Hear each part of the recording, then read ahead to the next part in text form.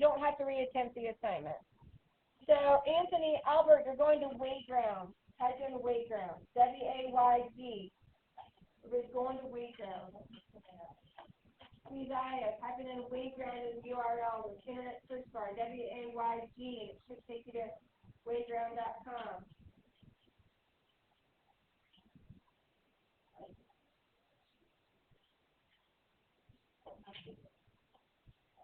So if you finished it, you can see the questions you got right and the questions you got wrong. So if you have a question on how to do those, we're going to get to that in a minute.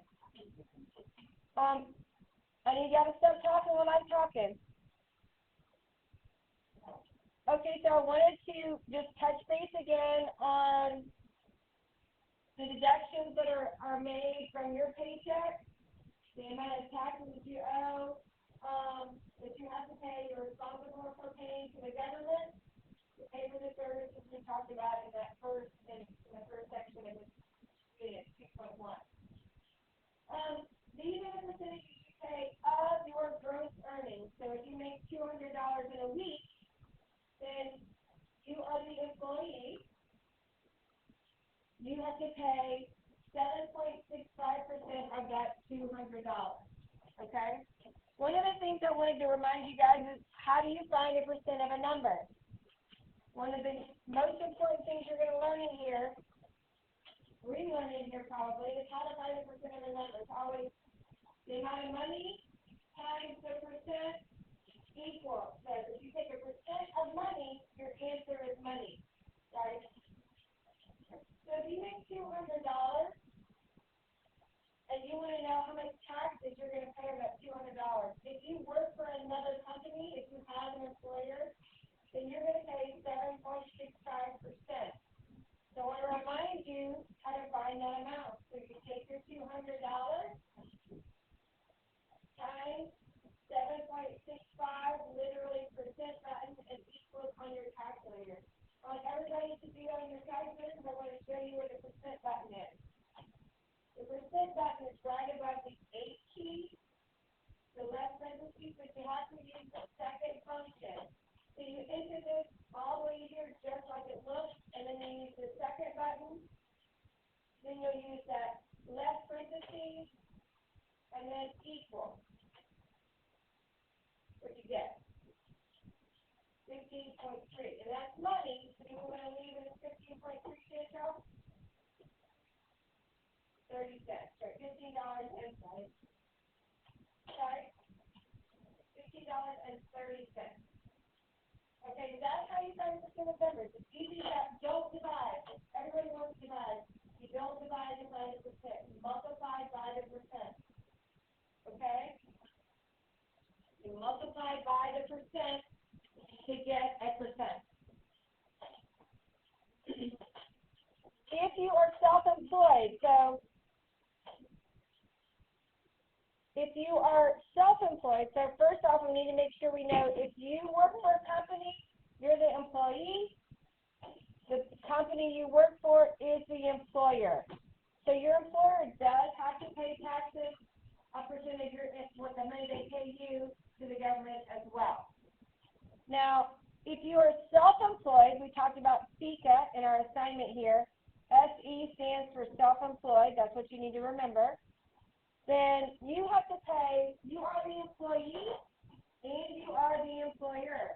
So if you have your own lawn care business or if you have your own dog walking business, you have to pay the employee portion of the taxes and the employer portion of the taxes. Does that make sense to everyone?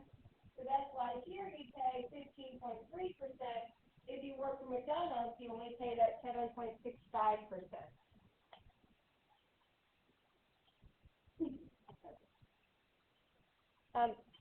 Mad, take your earpod out and put it away, please. Okay, and this is an example of, in Massachusetts, some tax-exempt items. So we have tax-exempt items in Florida, too.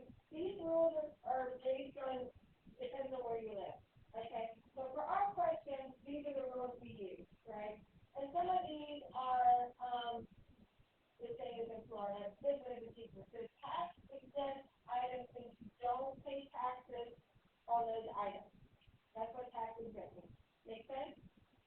So you've heard of tax exempt week at the beginning of the school year, you don't pay taxes when they're closed and stuff, right? The tax exempt items, so it's very common, and for the purposes of this assignment, the tax exempt items, any food you buy in a grocery store, well, most food you buy in a grocery store, you don't have to pay taxes on, right? In Florida, you have to pay taxes on the really junky stuff, right? You can pay taxes on soda, candy, any alcoholic product, anything like that, you pay taxes on. But any normal food stuff, you don't pay taxes on. In Massachusetts, you don't pay taxes on clothing under $175.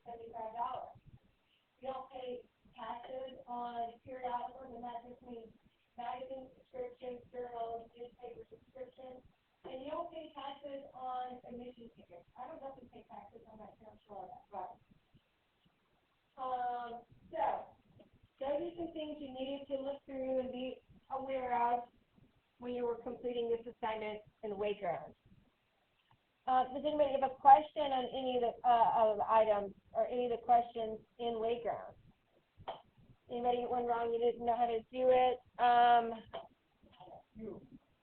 Okay. Well, we can. Layla, you had a question?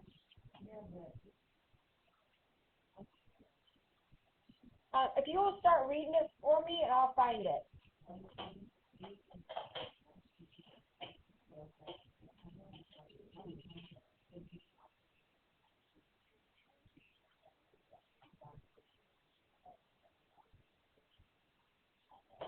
Madeline, you have to stop talking. I can't hear her.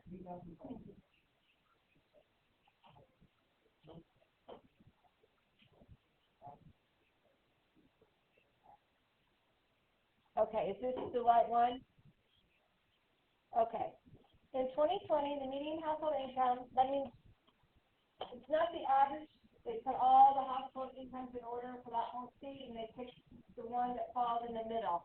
So in 2020, the median household income for Massachusetts was $84,385 per year, which amounts to $7,032 per month, or $3,516 per paycheck if paid twice per month. If Flint family has a median household income, what percent of its biweekly paycheck went towards the sales tax on this purchase?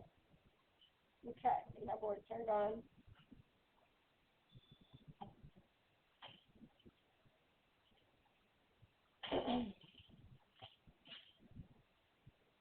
Okay.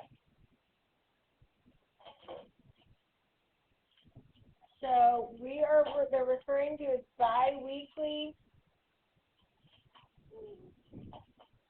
paycheck amount. So his bi-weekly paycheck amount was $30,516.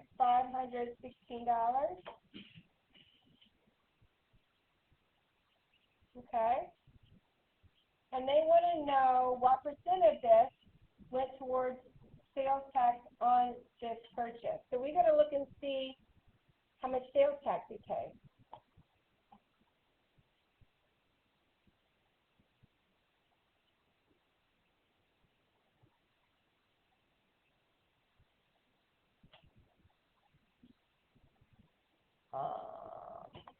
Okay. So you have to figure out how much sales tax he owed. And you actually did that on a different question, Layla, but we'll do it together here. So once you know how much sales tax he owed, then you can find a percent of his bi-weekly salary. Layla, are we going to pay taxes on this apparel up here? You guys know that apparel is closed, right? You're not going to pay taxes on that. Are we going to pay taxes on electronics? Yes. Are we going to pay taxes on the grocery items? No. Are we going to pay taxes on the office items? Are we going to pay taxes on the toys? Sorry? Yes. So what we need to do is we need to add up all those items and then find out how much tax he's had to pay. So everybody do it with me, that way we'll know if I get it right. So everybody's adding up all these numbers. We're adding up 99.55. We're adding up 4 plus 4 plus 4 plus $5.99. And now we're adding up the toys. $12.98. 6 plus 59.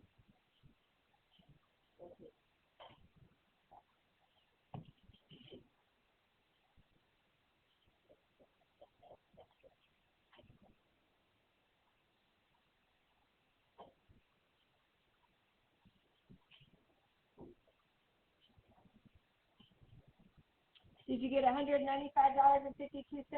Yes. All right, so if you add all those up, what you're going to get is $195.52. But that's not the sales tax, right? Now we're going to multiply that by 6.25%. So times 6.25, your percent is the second button, and then the left parentheses equals. And I got $12.22. Is that what y'all got? Yeah. Okay, great. That's not the right answer. We're not done yet. So now we found the tax. Now we've got to find the percent of his semi-annual income that is. So now we're going to take that $12.22 and we're going to divide it by his semi-annual pay. So $12.22 and his semi-annual pay, they said, was $35.16, and then we multiply it by 100 to turn it into a percent.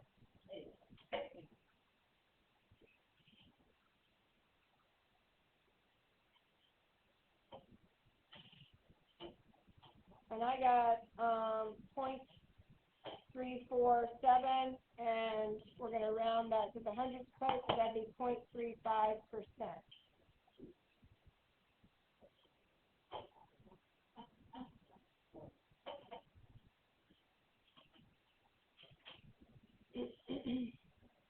To find what percent a part of a whole is, you take the part and divide by the whole. If you're ever confused, part divided by a whole times 100 is how you find a percent of something. Well, how you represent something as a percent of the whole. If you want to find a percent of an amount, you multiply by the percent.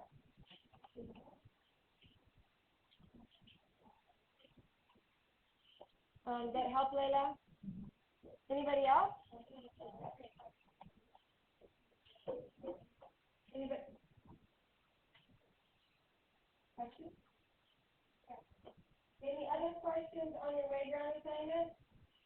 If you didn't finish it, finish it today. Yes.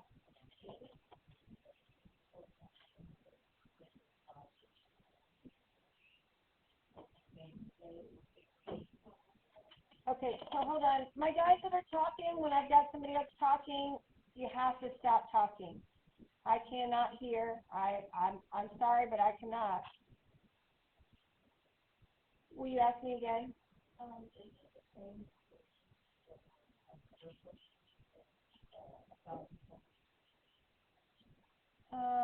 I'm not sure. Which question are you talking about? How's it start?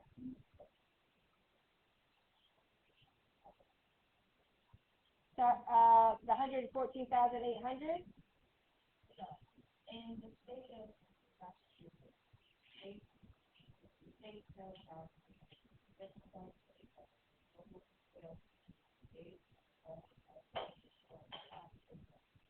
no sales tax, holding under and while the median income is 85,000, a large percentage of taxes actually versus 35,000, which amounts to 12,000. If that was once we could take that, what percentage of the pay and sales tax on restaurants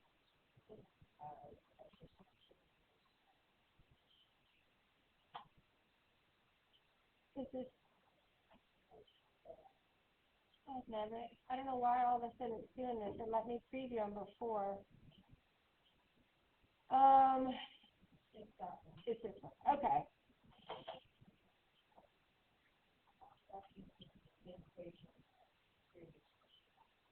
Well, it depends on if they're,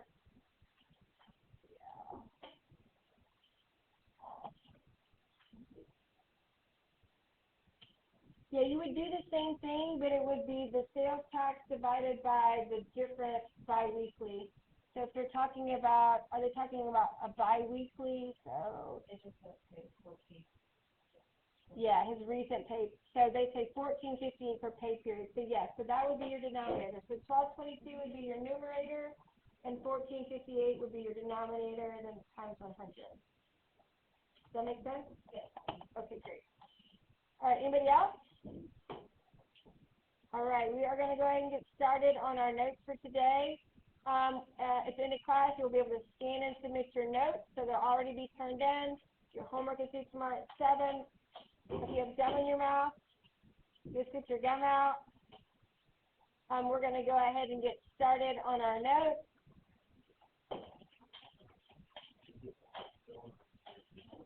It is on your computer. Well, not what I'm going to write, but this, what we're going to fill out is on your paper. You can read it on your paper.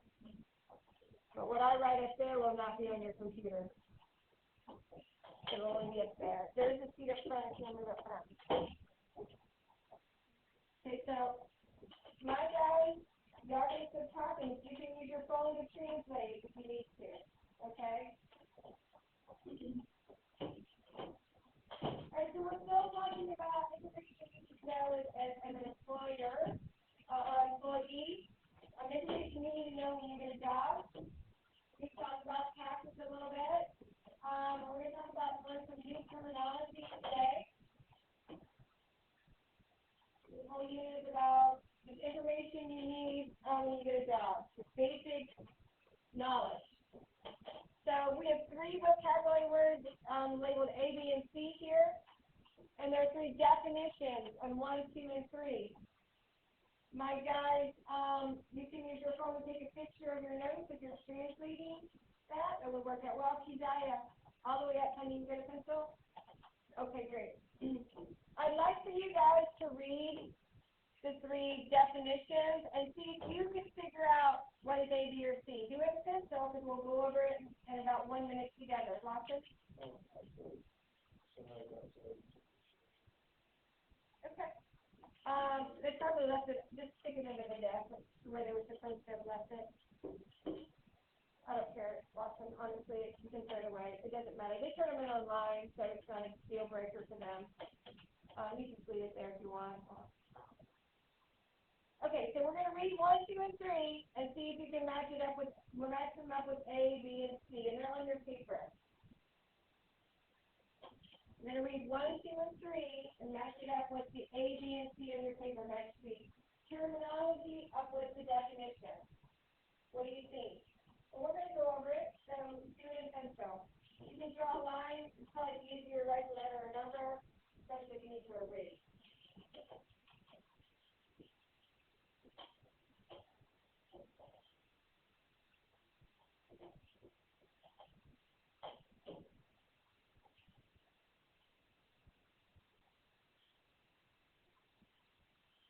Number 1, a fee set by an employee in his agency that is paid by the employer. This is paid by the employer. Checker? It is an employer paid fee. A fee set by an employment agency that is paid by the applicant for a job. What do you think? Fee. And a business that has a list of job openings and charges a fee to find jobs for people, that one is A. This is a pretty common way to find jobs in today's market. I did not realize that even teenage kids in my math and data financial literacy class last year were using Indeed. Did anybody ever use Indeed to find a job? That's an employment agency, right? Sometimes you have to pay, so Indeed actually doing you have to pay to find a job. Is that right? So they charge you a fee or a percentage of what you make sometimes is how they compute that fee. But there's also, and maybe the same applies have a company that needs a particular job filled, and that company reaches out to the employment agency to help them find a person to fill that job. Well, then the employer that needs that employee, they pay that fee then. So that's why we have an employer fee, a pay fee, and an applicant pay fee, because it can work either way. Okay. You should give them that.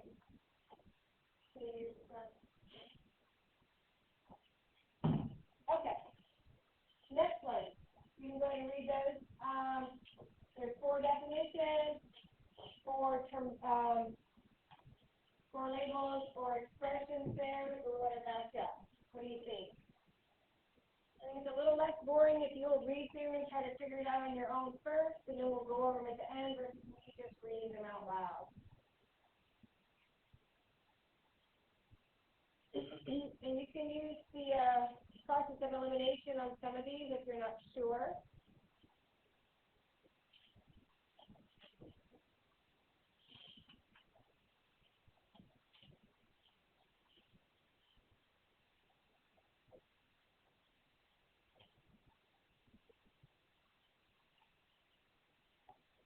So the 4 terms are resume, a Form W-4, usually we call it a W-4 form, I said a little different wording, benefits, and discounts.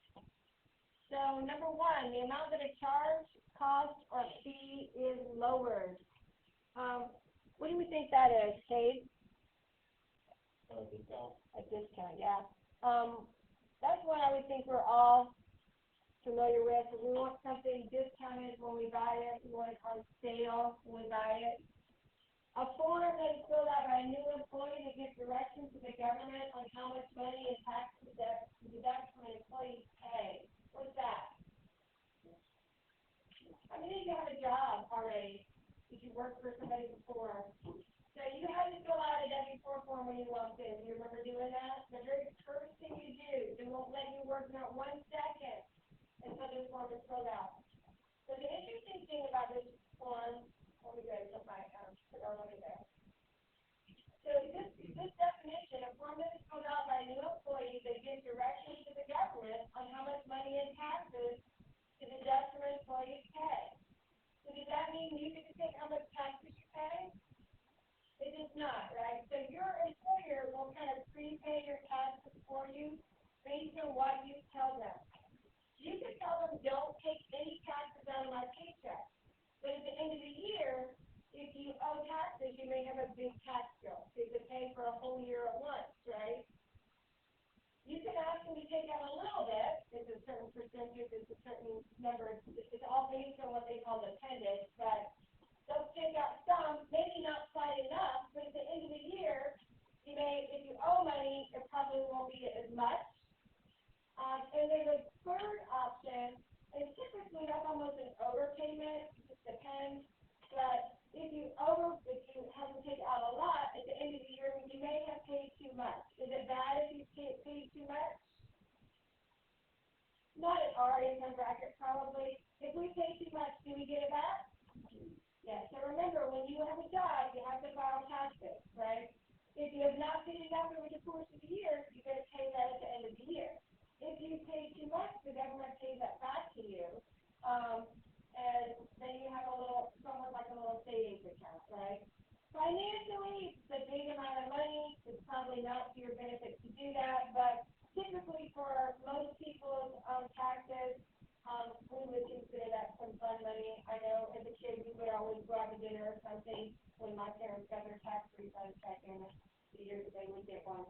Okay, a short accounting of a job seeker's education or qualifications for employment. What do you think that is? What's number 3? Chantel, what do you think?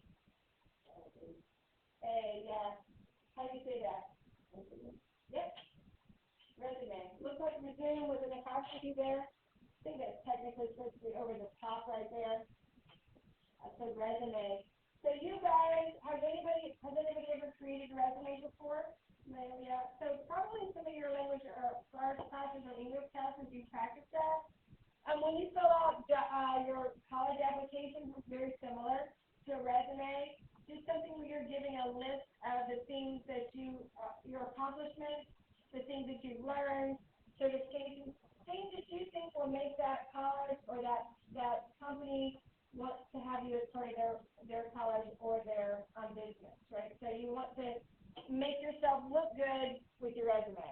And last but not least, the additional compensation from an employer are benefits.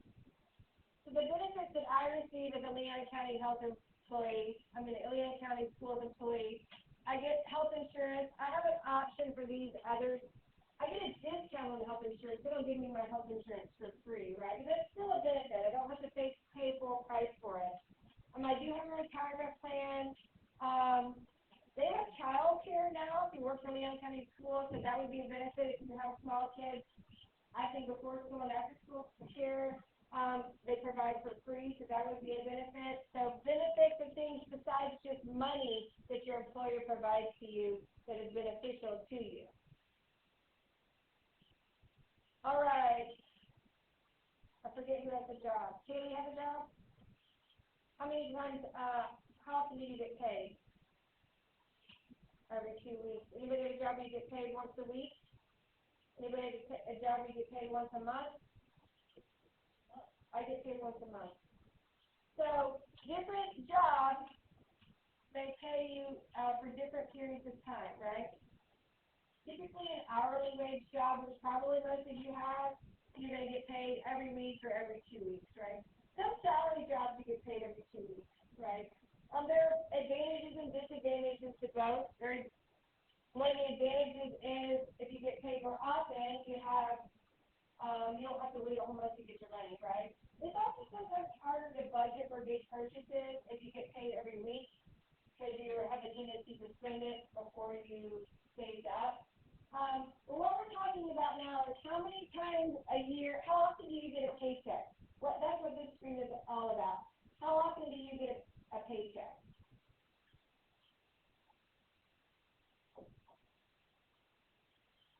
If I'm writing it, you're writing it.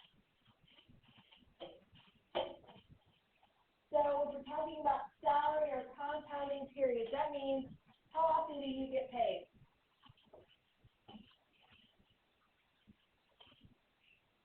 So let's go to the bottom. Annually. How often do you get paid if you get paid annually? Once a year. An annual is once a year. How often do you get paid if you get paid daily? How many days are there in a year? 365, right? So it'd be 365 times per year that you would get paid. How many times a year do you get paid if you get paid weekly? Let's see. There's 52 weeks in a year, so that's number 7. How many times a year do you get paid if you get paid monthly? 12 months in a year, so monthly would be 6. How many times a year do you get paid if you get paid quarterly? That's a little bit trickier. How many quarters are there in a dollar? There's 4 quarters in a dollar. You get paid 4 times a year or every 3 months. These two are a little bit trickier because they're almost the same. Bi-weekly means you get paid every 2 weeks. Semi-monthly means you get paid twice per month. And you see there's a little bit difference in the number of weeks because not every month has exactly 4 weeks in it, right? So this is 3. And lastly is hourly. Would it make any sense for somebody to give you a check every hour, right? Or even pay you every hour? No. I bet if they did, that would be number 2. And that one certainly is unreasonable. Daily. So sometimes if you work like a subcontractor or something, so you work for another company as your own, if you're self-employed, you might work for companies, and it might be just a day here and a day there. You might get paid daily from that business. Any questions on these? Okay. So we're going to use these to convert annual salaries to weekly salaries, or to convert annual salaries to monthly salaries, or to convert annual salaries to bi-weekly salaries. So that's why we talked about those. So we're going to start with Julianne. Julianne found a job posting on an internet website. The job pays a yearly salary of $41K. What is the weekly salary based on this annual salary? 41K is the lingo everybody likes to use now. That means she makes 41 times 1,000. So she makes $41,000 per year. That would also be annually, right? But if we want to compute her weekly salary based on this annual salary, what would we do? We just divide by the number of months, right? I'm sorry, the number of weeks that she would get paid. That would be 52 weeks in a year.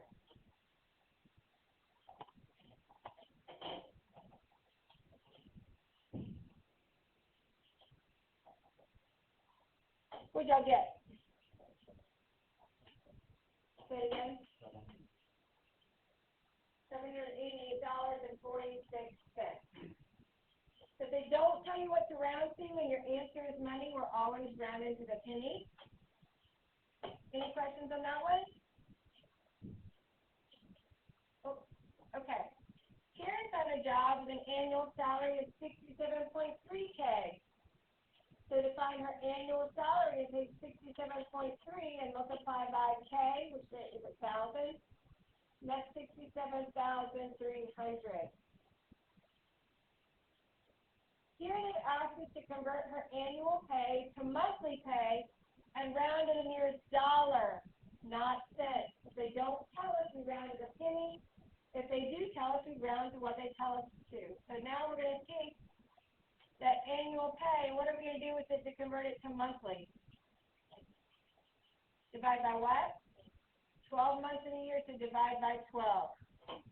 Now, I think, y'all correct me, I think it's 5, I forget what it is. What is it? 6,580, is that what you guys are? I don't think that's right. 5608.3 repeating? Okay. I feel you. That's right. I do the same thing sometimes. Okay, but this is not what we're supposed to. This is not money. That repeating we would not use. We're going to round to the nearest dollar. This is dollar. These are cents. So look to the right. That number is smaller than 5, so we're rounding to $5,608. Okay? Fun fact, on your taxes now, you can round to the nearest dollar. You don't have to claim the pennies that says on your taxes when you're filling out your tax returns. If your income was $97,542.32, you can just drop the pennies. You don't have to put those to round down. So you do need to know how to round depending on what they ask you to round to. All right, so we're talking about an employment agency here. The name of this employment agency is the Alpha Recruitment Agency, and they are advertising an employer-paid job for a vice president of an IT operation.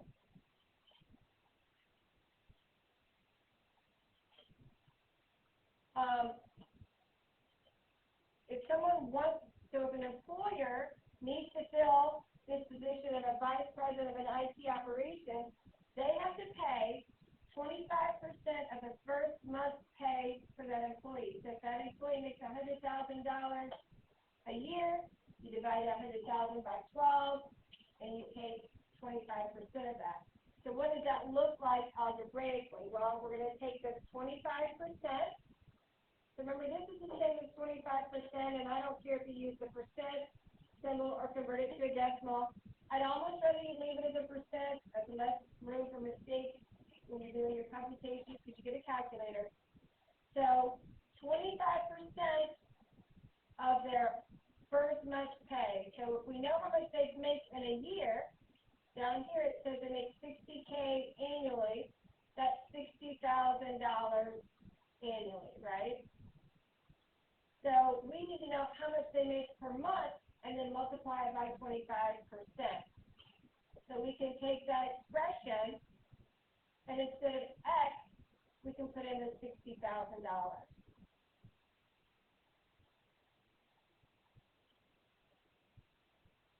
And you can do this on your calculator. On your calculator, and once again, you could just use the 45%. You don't even have to convert it to a decimal. Here they give you the decimal, so use it. But if you're on a tax accountant, use the percent button. You don't have to worry about making a mistake, right? Because you don't have to convert it to anything. So on your calculator, if you did 25 seconds, that less frequency that we're using percent times 60,000 divided by 12, what do you get?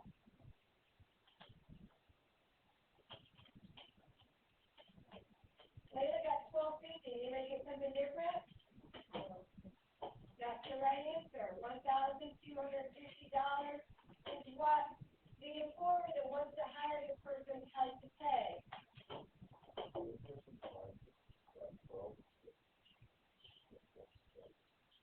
Yes, you did. Did you do it? 425 times 60,000 divided by 12. Your calculator will do all that for you.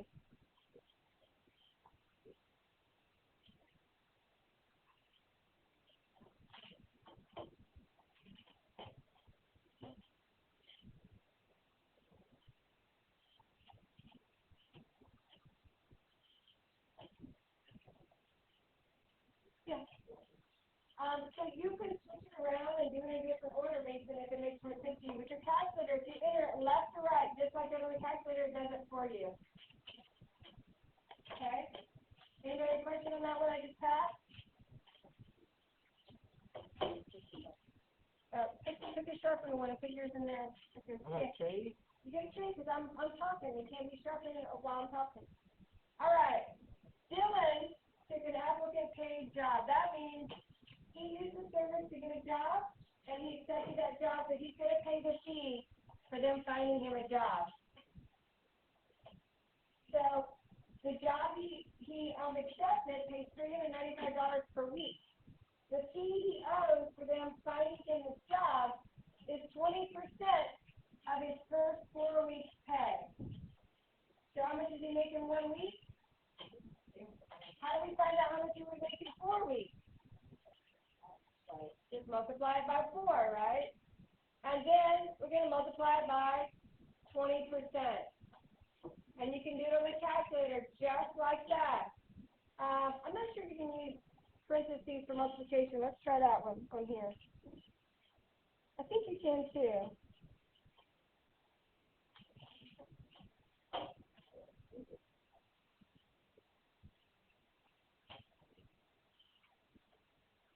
Yes, you can.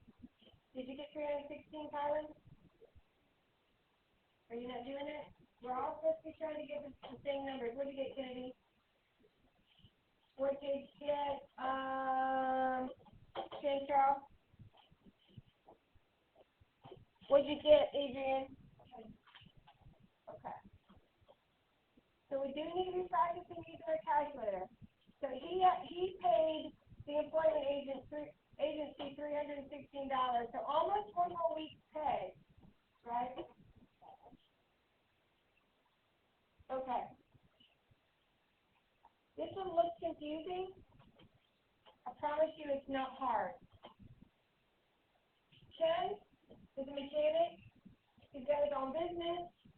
He needs to place an ad on the website, and you're charged with a line for that ad, so an advertisement. He needs 12 lines, and it says here, the cost of an ad X line is given by the following piecewise function. So it's a really ugly looking equation or formula, right? But really, it's just two different rules. It's just two pieces. All based on how many lines does he need. So this is one piece. This is another piece. Depending on what X is, we use one or two. We don't ever use both. All right? So if he needs a 12-line ad, this refers to the number of lines. So X is the number of lines. Right? So here, X is 12. So which piece is he going to use? The one that says X is less than or equal to 4, or the one that says X is greater than 4? Savannah, which one do you think? Is x less than or equal to 4 or greater than 4? Yep, so we're going to use piece 2 of this piecewise function. And that just means everywhere there's an x, we're going to replace it with what our x is, the number of lines he needs. Anything up to 4 lines, you pay just a flat $56, but over 4 lines, we have to use the other piece. So it's 56 plus 6. Instead of x, we're going to put 12 minus 4. Once again, you can simplify this and use the order of operations on your own, or you can literally just type it in the calculator from left to right and get the correct answer. Right? And that's what I would suggest you do. I think when you do, what'd you get, Madeline? 104. What'd you get when you did it, Kalani? You still working on it? 104. What'd you get, Miana? Haven't done it yet. Kaylee, did you do it? All right, so we should be processing it. Should have gotten $104. Good. Sincere, that's what you got? Good. All right, any questions? So while it looks really hard, it's just 2 different rules depending on what your x is. So let's look at this other one. There's one more. Also, if you didn't write, the C of x is just the total cost. All right? This one has 2 pieces as well. This is a piecewise function.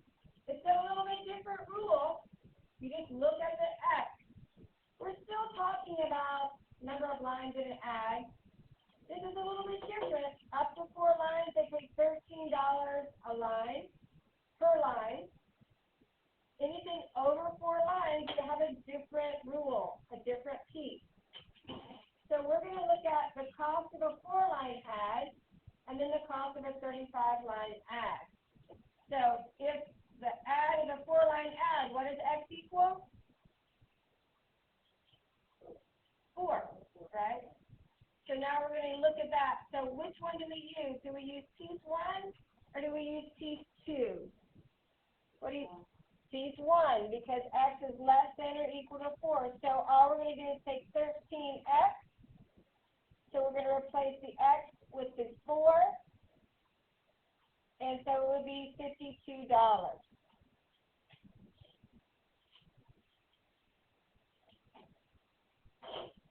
So what is x going to be if it's a 35-line ad, Elston? What is x going to equal? So x is always the number of lines in the ad, right? So here, with the 4-line ad, so x is 4. If it's a 35-line ad, then x is 35. Okay? So if x is 35, Lawson, are we using piece 1 or piece 2? Lawson? Piece 2. Because x is greater than 4, right? So this is the rule we use. 52 plus 750. We don't use the x. Instead, we use 35 now. Minus 4 and equals. And once again, you could use the order of operations and do it on your own, or you can enter it on the calculator straight from left to right.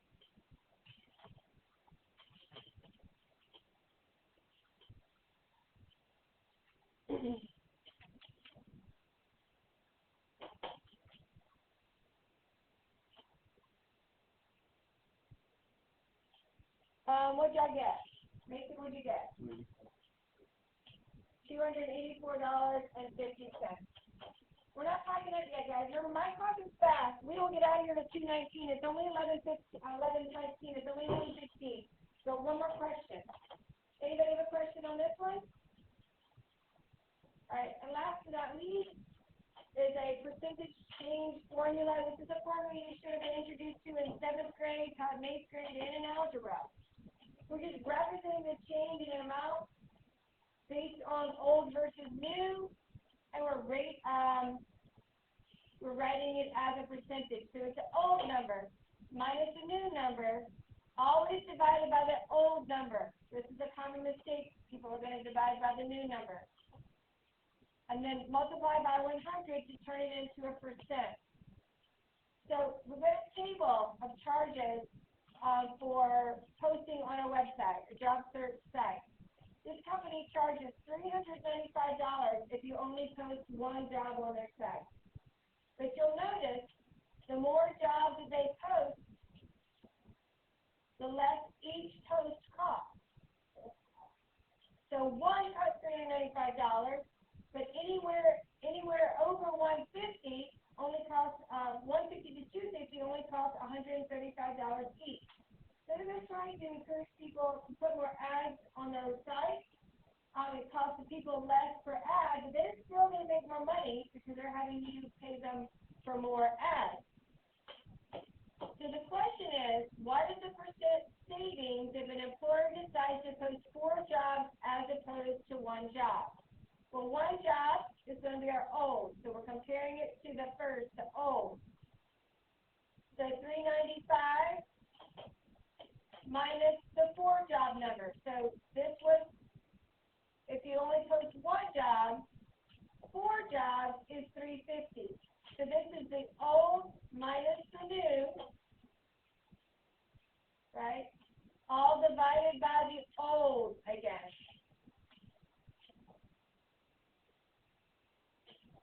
So now we can put this on our calculator. 395 minus 350. Don't forget to hit equals. Then you're going to divide by 395. And then you're going to multiply by 100. That's what that formula says. And you have to put a percent symbol, or you've not represented this change or savings as a percent. I think it is 11.3 something. We're going to run it 100 places if they don't tell us. So 11.39%. If you don't put a percent sign, it is wrong. You have not represented the savings as a percent. You can stand to this piece now that assignment is posted. That way you don't forget. I am giving you credit for these steps for a while. See you guys tomorrow. Don't forget the worksheet and the playground. Both should be done at the computer tomorrow. Extended the way down. Please don't leave your calculator on the desk. Please don't leave the calculator on your desk. Take your stomach and lift the hand over the desk, okay? Take them to the shelf.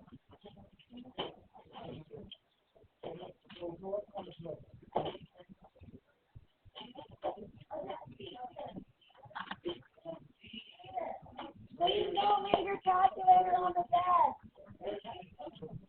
What's the number?